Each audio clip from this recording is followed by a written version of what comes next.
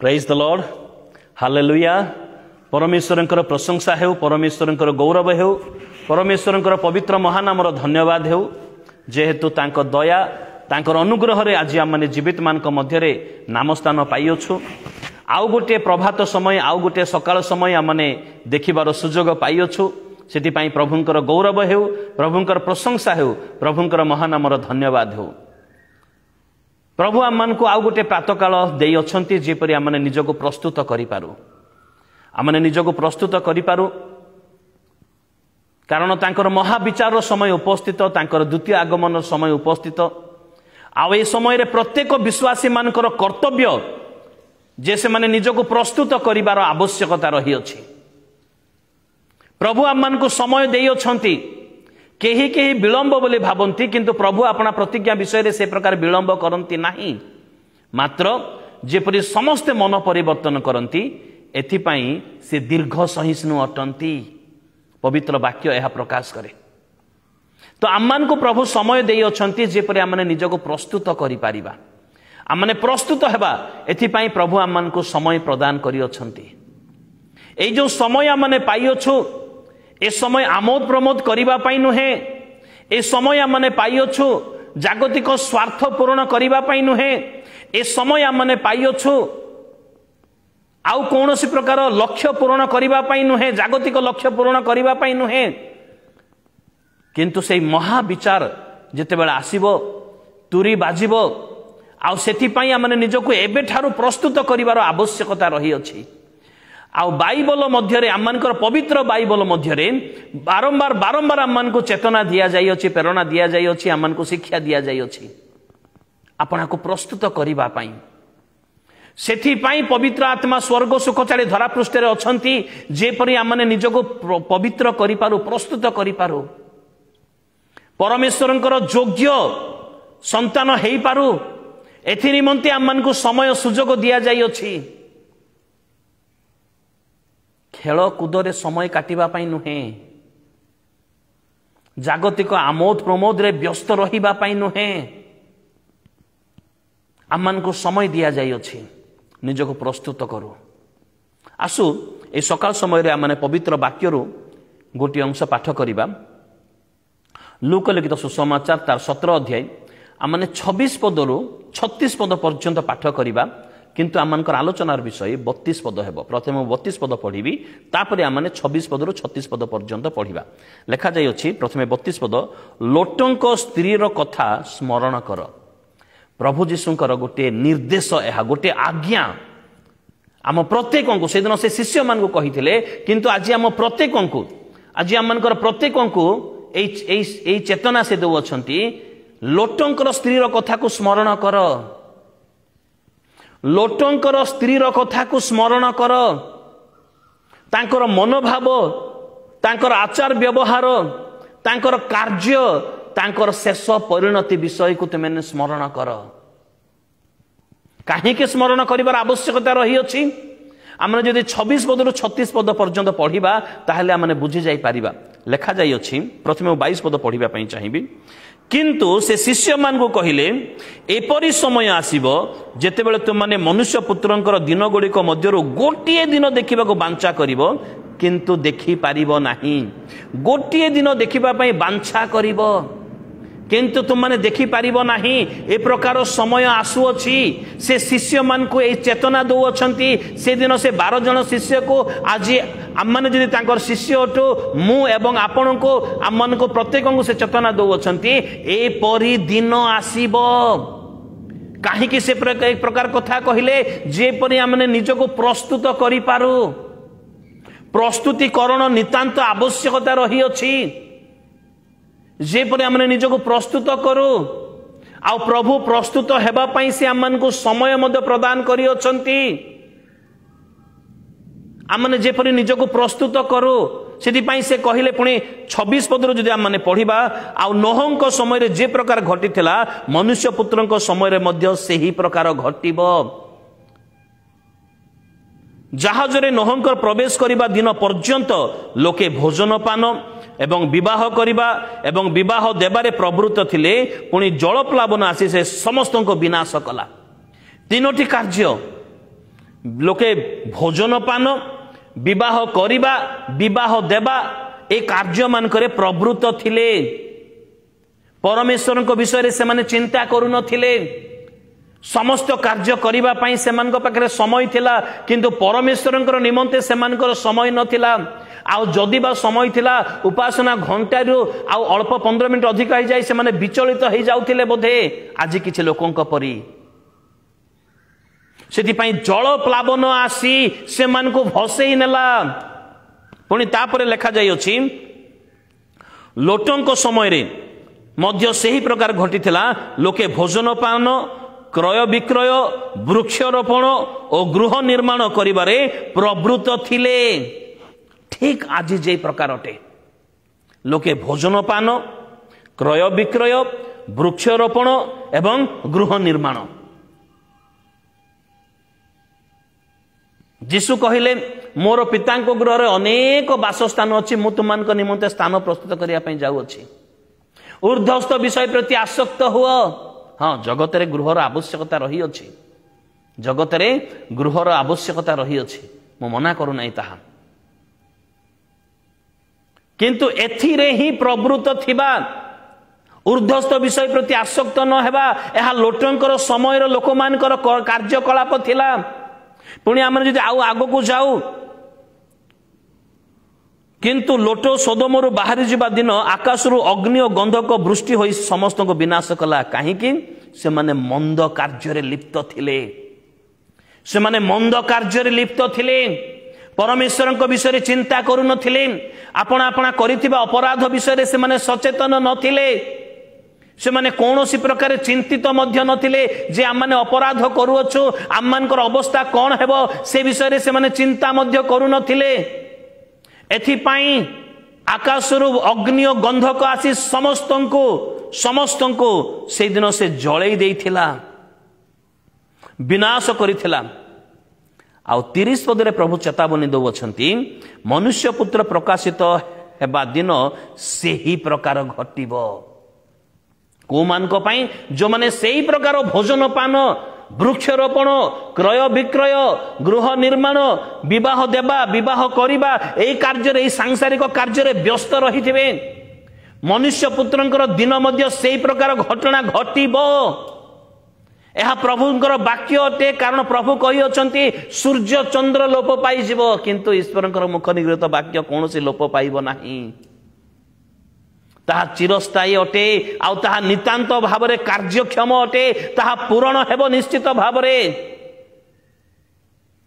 प्रभु अपना प्रतिज्ञा विषय विलंब करंती नाही। ताहा निश्चित भावरे हेबो मध्य। मनुष्य पुत्र प्रकाशित हेबार दिन अति सन्निकट मध्य जेपरि 30 पदरे कहउछंती। तेबे ता पई सॉल्यूशन कोन अटे 31 पद 32 पद 33 पद 36 पद पर्यंत प्रभु जीशु से विषय चेतना देई अछंती। सेही दिन जे छात ऊपर थिबो से घर भीतर को थिबा आपना जिनिस पत्र घेनी जिबा पई ओल्हाई न आसु। ए जागतिक जिनिस प्रति मोह माया तार शेष करिवार आवश्यकता रही अछि। से आउ न आसु जेउ अवस्था रे थिबो सेही अवस्था रे प्रभुंक निकट रे निजको समर्पण करिवार आवश्यकता रही अछि। सेही परि से जे क्षेत्र रे थिबो से बाहुडी न आसु से फेरी न आसु। तापरे 32 पदरे आजिर शास्त्रांश विषय रे 32 पदरे कहा जाउ अछि तुम माने लोटंकर कथा लोटंकर स्त्रींकर कथा स्मरण कर। जे कहीं जीवन लाभ करने को चेष्टा करे से ता हराइबो आउ जे कहीं अपना जीवन हराइबो ताहा से ताहा बंचाइबो। मु तुमनु कहूअछि से रात्रि रे 2 जण गोटे शଯ୍ୟା रे थिबे जण को ग्रहण करा जिवो ओ अन्य जण को परित्याग करा जिवो। 2 जण स्त्री एकाठी चौकी पसुथिबे जण को ग्रहण करा जिवो अन्य जण को परित्याग करा जिवो। 2 जण खेत रे थिबे जण को ग्रहण करा जिवो अन्य जण को परित्याग करा जिवो। प्रभु ए पठित अंश द्वारा मन को आशीर्वाद करंतु। ए ग्रहण करा जिबा जन को ग्रहण करा जिवो ए जन ग्रहण करा जिबा व्यक्ति को परि आमने सेही दल रे थिबार नितांत आवश्यकता रही अछि। जेपरि मनुष्य पुत्र प्रकाशित हेबे चक्षुर पलकरे आखिर पलकरे आमने तांको निकटरे गृहीत हेबा आ सेई दलरे आजि ठारो रहिबा पई आमन को लक्ष्य रखिथिबार आवश्यकता रही अछि। सेति पई से कहले लोटंकर स्त्रींकर कथा स्मरण कर, नोहंकर समय लोकमानकर विषय रे स्मरण कर। लोक माने गृह निर्माण आमोद प्रमोद रे व्यस्त थिले। लोटंकर समय रे मध्य लोक माने खाद्य पेय रे से माने व्यस्त थिबा विषय आमने देखिबा को पारु अछु।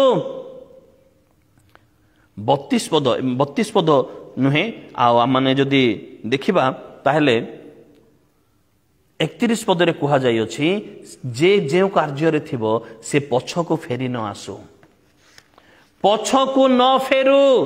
कारण पछको जदि से आउ थरे फेरी जाए बा से जदि बैकस्लाइड हो जाए ताले से आउ सुजोग पाइब नाही, से आउ सुजोग पाइब नाही। मनुष्य पुत्र प्रकाशित हेबा दिन केही मध्य आउ पछको न फेरु, आउ पूर्व कथा स्मरण न करू, आउ मु कोठी को जगार केउ धन रखी अछि एहा से स्मरण न करू।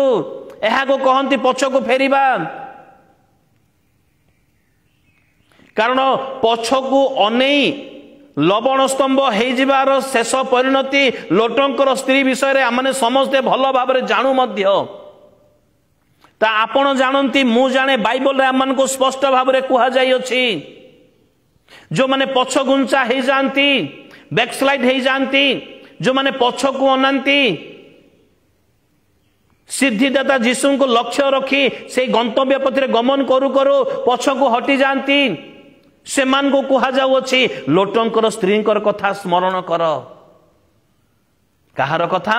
लोटंकर स्त्रींकर कथा स्मरण कर बोली कुहा जाउ अछि। काहे कि लोटंकर स्त्रींक ठारो आमाने किछि किछि शिक्षा आमाने पाई परिबा। लोटंकर स्त्रींक ठारो आमाने अनेक किछि शिक्षा आमाने पाई परिबा। एथि पई कुहा जाउ अछि लोटंकर स्त्रींक कथा को स्मरण कर।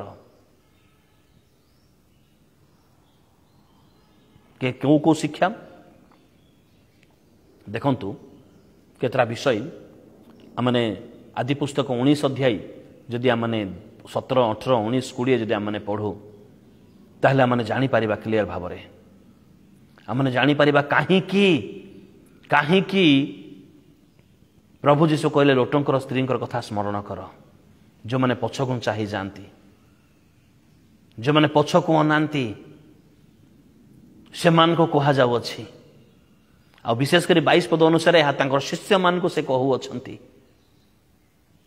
लोटंकर स्त्री जे मंगल दान पाइथिले प्रभुंकर अनुग्रह विनाश पूर्वर तांको मुक्ति बा उद्धार मिली जाय अछि। निजर जीवन बंचेबा पई उद्धार तांको मिली जाय अछि। केड़े बड़ अनुग्रह अटे। कारण विनाश अचानक आसे, हठात विनाश आसी थाए, किंतु लोटंकर स्त्री को से विनाश आसीबा पूर्वर, से नगर को विनाश आसीबा पूर्वर तांको उद्धार मिली जाय अछि। उद्धारकर्ता तांकर निकटवर्ती हो जाय अछंती। केते बड़ विषय अटे, केते बड़ विषय अटे। से नगरर प्रत्येक लोकंकर अपराध पाप दुष्कर्म सकाशु विनाश करिबा पई परमेश्वर योजना करि सारी अछंती। सेति पूर्वरु लोट एवं तांको स्त्री तांको परिवार को उद्धार करिवार योजना करि सारी अछंती। केड़े बड़ अनुग्रह अटे। केड़े बड़ विपद उद्धार करबा तापरे परमेश्वर अन्य मान को विपद देबा। केड़े बड़ विषय यह अटे।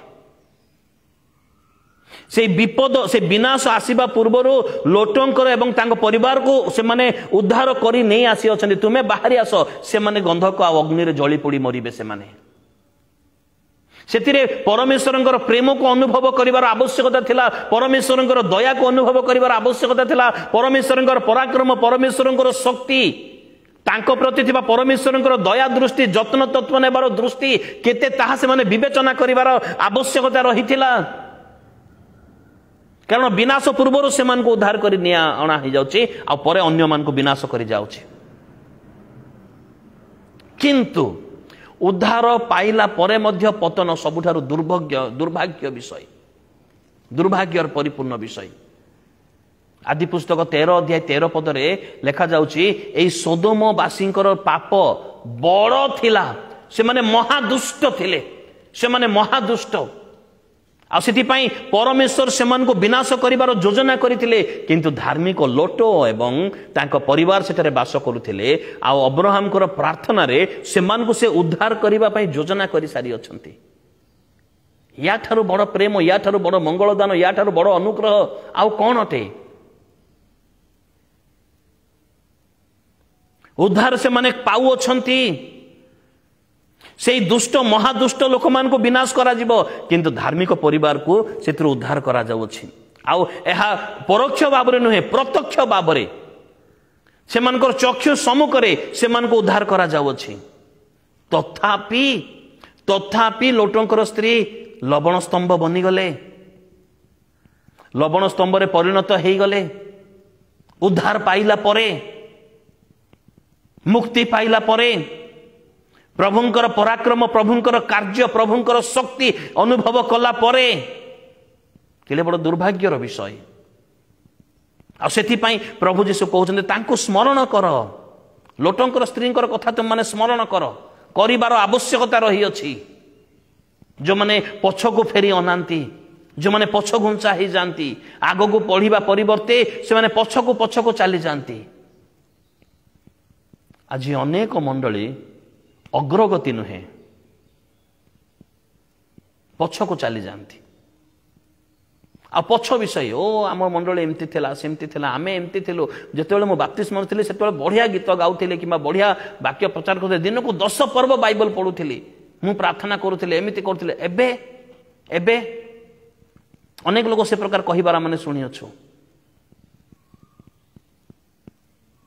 पछ कथा छाड़ी दियंतु, तापई आशीर्वाद पाई सारी छंती, हरई दे सारी अछंती। एबे आगो को बढ़िबार आवश्यकता रही अछि। आ जो माने पछ को जाउछंती सेमान को कुहा जाउची लोटंकर स्त्रींकर कथा स्मरण कर, लोटंकर स्त्रींकर कथा स्मरण कर, करिबार आवश्यकता रही अछि।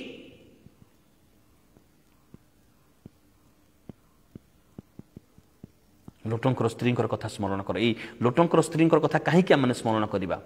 तांकर जीवनी मध्यरु चारोटी शिक्षा आमान को पाइबार आवश्यकता रही अछि। आमाने आदि पुस्तक 19 अध्याय 16 पद टिके आमाने पाठ करू। आरो दिन प्रभात हुवंते दूत माने लोट को चंचल कराई कहले, उठ आपणार भार्या ओ ए जेउ दुई कन्या एठारे अछंती सेमान को घेनी जाओ, नहिले नगरर दंडरे विनष्ट हेबो। नगरर दंडरे तुम माने विनष्ट हेबो। एहा सेमान को अति प्रभात रे, अति सकाळ समय रे सेमान को चेतना दिया जाउछि। एथिरे से माने बुझी जेबार आवश्यकता थिला नगर विनष्ट हेबो। कारण पितल पुस्तक लेखा जायछि से लोकमानकर मंद कार्य देखि लोट हृदय रे व्यथित हेउथिले, कष्ट पाउथिले। अर्थात से जानिथिले एमानकर विनाश नितांत आसीबो दिने। आपना स्त्री को, आपना दुई झियो को नहीं तुमने नगर मध्य बाहरी जाओ, नगर विनष्ट हेबो। 16 पद जितु आरंभ करा जाउछि, तथापि से विलंब कला, तहिरे ताहा प्रति सदाप्रभुंकर दया हेतुरु से माने ताहार ओ ताहा भार्यार ओ दुई कन्या मानकर हस्त धरी से मान को नगररु बाहरे रखिले। एते सुंदर सुजोग उद्धार पाइबा पई तथापि विलंब करूअछि। आज जगत रे अनेक लोक ए प्रकार विलंब करूअछंती। द्वितीय सुजोग पे अपेक्षा करी अछंती, प्रथम सुजोग को अवहेला करी। आउ तथापि परमेश्वर योजना थिला सेमान को उद्धार करिबा पई, सेति पई सेमाने सेमानकर हस्त धरी बाहर करी आनिले। रास्ता उद्धार पाइबा पई रास्ता देखैबा परमेश्वर सेमानकर सहवर्ती। मुक्ति करिबा पई जो दूत मान को प्रेरण करा जाय अछि सेमाने सेमानकर निकट रे अछंती।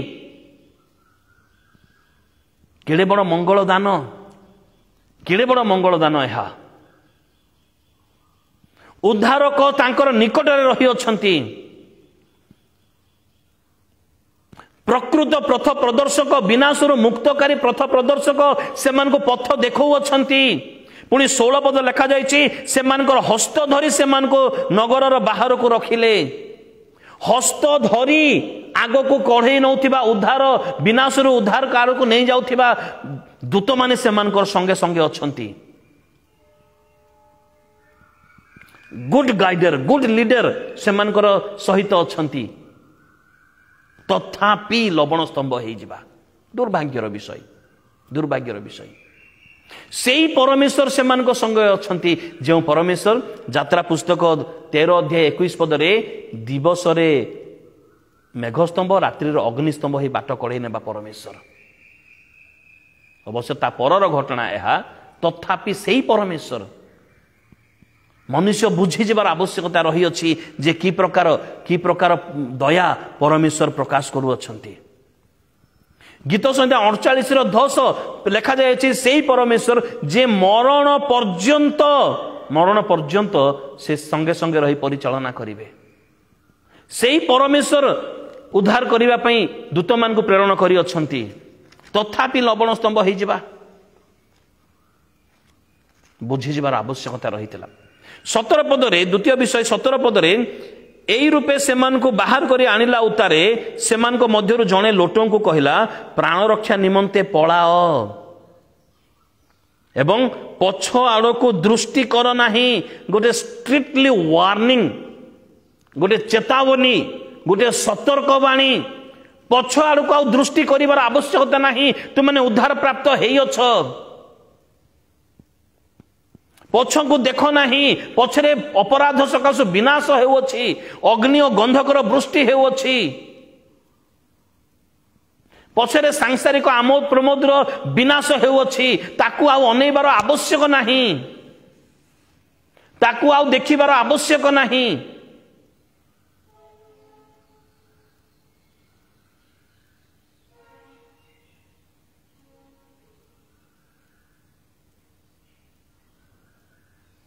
स्ट्रिक्टली वार्निंग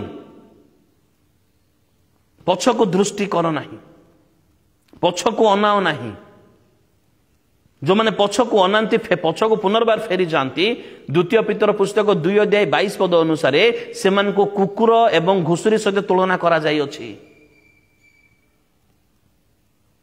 उद्धार प्राप्त हैला परे परमेश्वरंकर पराक्रम परमेश्वरंकर जत्न तत्व नेबार कार्य शक्ति अनुभव कला परे आउ थे पछको अनेबा तथापि लोटंकर स्त्री पछको अनेले मु केते सुंदर करी घर तैयारी करिथिली एई घर निमंते केते परिश्रम करी अछि से घर विनाश हेउ अछि से पछको अनेले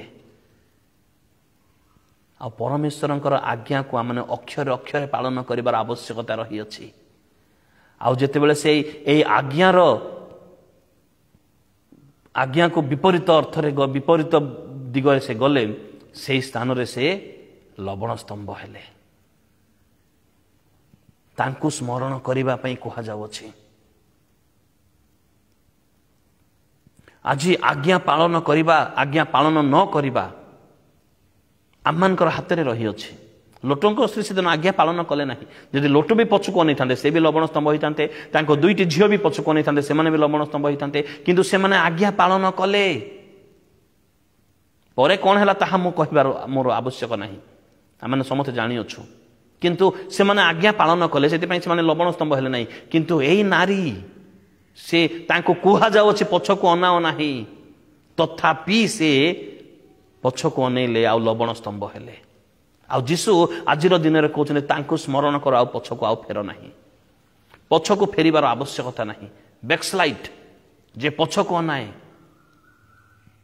से थरे जीशु रक्त रे धौत हो सारी अच्छी पुनर्बार जदि पछको जाई अच्छी ताले से केड़े अधिक गुरुतर दंड न पाइब एवरी पुस्तक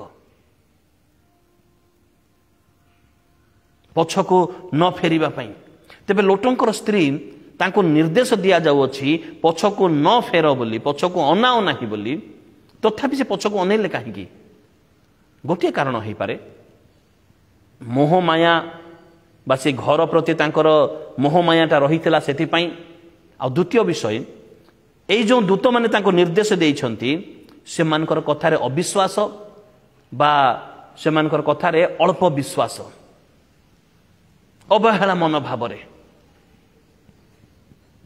ସେଥିପାଇଁ ସେ ପଛକୁ ଅନେଇ ଦେଲେ। ସେ ପଛକୁ ଅନେଇ ଦେଲେ ଏବଂ ତୁରନ୍ତ ହିଁ ସେ ସ୍ଥାନରେ ସେ ଆମମାନଙ୍କ ନିମନ୍ତେ ଗୋଟେ ଉଦାହରଣ ସ୍ୱରୂପ ହେଇଗଲେ। ଲବଣର ସ୍ତମ୍ଭ ସେ ହେଇଗଲେ। ସେ ଲବଣର ସ୍ତମ୍ଭରେ ହେଇଗଲେ। ସେ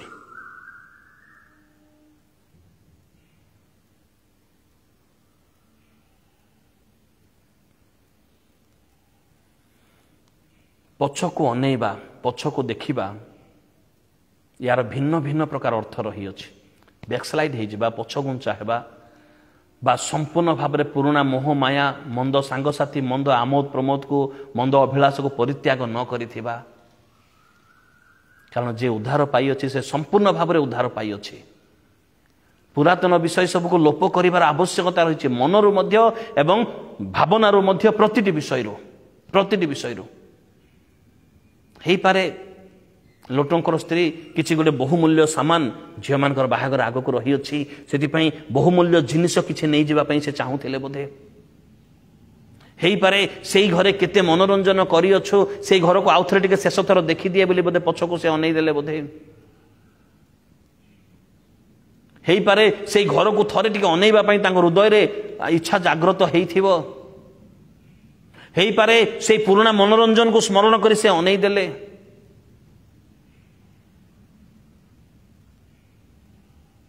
ନିର୍ଦ୍ଦେଶ ଦିଆଯାଇଛି ପଛକୁ, ପର୍ବତକୁ ପଳେଇ ଯାଅ।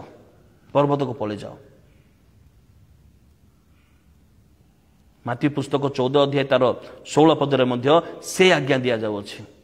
ଲୋଟଙ୍କ ସ୍ତ୍ରୀଙ୍କୁ ସ୍ମରଣ କର କଲେ ତାଙ୍କର ମଙ୍ଗଳଦାନ, ସେ ପାଇଥିବା ମଙ୍ଗଳଦାନକୁ ସ୍ମରଣ କର। କାରଣ ସାଥିରେ ଧାର୍ମିକ ପତି, ଧାର୍ମିକ ସ୍ୱାମୀ ରହିଅଛନ୍ତି। ସାଥିରେ କିଏ ଅଛନ୍ତି? ସ୍ୱର୍ଗର ଦୂତମାନେ ସେମାନଙ୍କର ସହବର୍ତ୍ତୀ ଅଟନ୍ତି।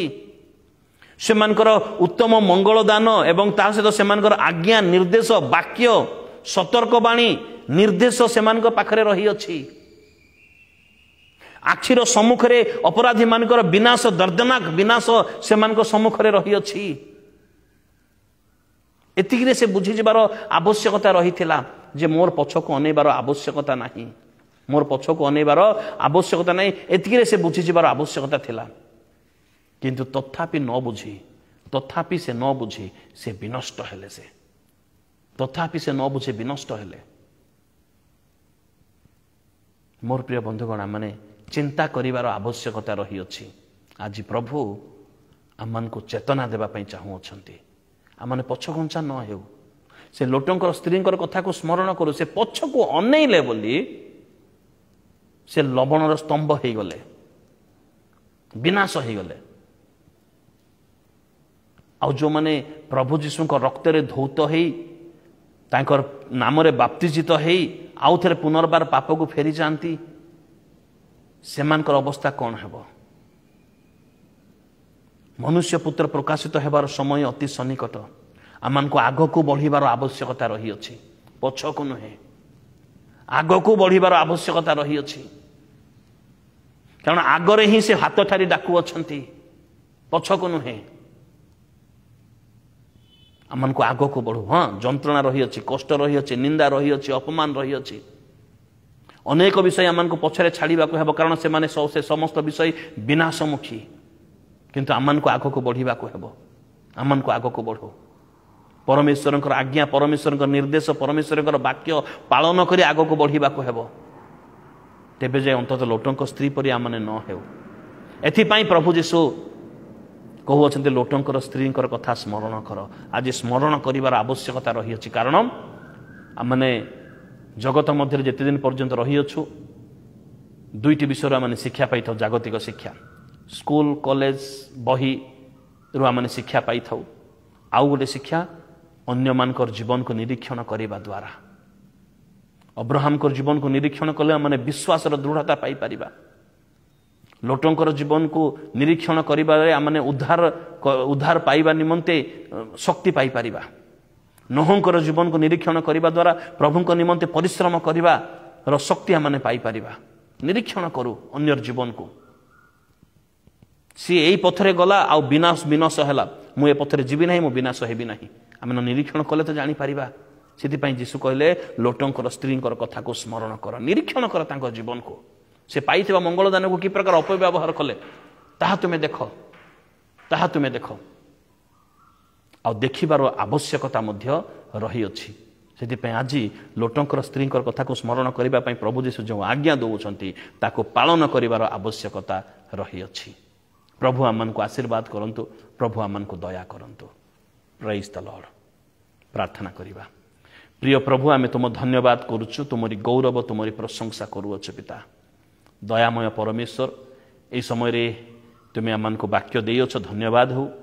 ଯେପରି ବାକ୍ୟକୁ ଆମେ ପାଳନ କରିପାରୁ, ନିଜର ଜୀବନ ଚଲାପଥରେ ବ୍ୟବହାର କରିପାରୁ, ସେଥିପାଇଁ ତୁମେ ଦୟା କର। ଯେତେ ଜଣ ଏ ବାକ୍ୟ ଶୁଣିଅଛୁ, ଶୁଣିବୁ, ପ୍ରତ୍ୟେକଙ୍କୁ ତୁମେ ଆଶୀର୍ବାଦ କର, ପ୍ରତ୍ୟେକଙ୍କର ସହାୟ ତୁମେ ହୋ ପିତା। ଆଜି ଦିନର ସମସ୍ତ ଭାର ତୁମେ ବହନ କର, ତୁମେ ଦୟା କର। ମହିମା, ଗୌରବ, ସମ୍ଭ୍ରମ ତୁମକୁ ଦେଇ କ୍ଷୁଦ୍ର ନିବେଦନ ଯୀଶୁଙ୍କ ନାମରେ ମାଗିଲୁ। ଆମେନ୍, ଆମେନ୍। ପ୍ରେଜ୍ ଦ ଲର୍ଡ। ମୋ ନିମନ୍ତେ, ମୋର ସେବା କାର୍ଯ୍ୟ ନିମନ୍ତେ ଆପଣମାନେ ନିତ୍ୟ ନିତ୍ୟ ପ୍ରାର୍ଥନାରେ ସ୍ମରଣ କରୁଥିବେ। ପ୍ରେଜ୍ ଦ ଲର୍ଡ।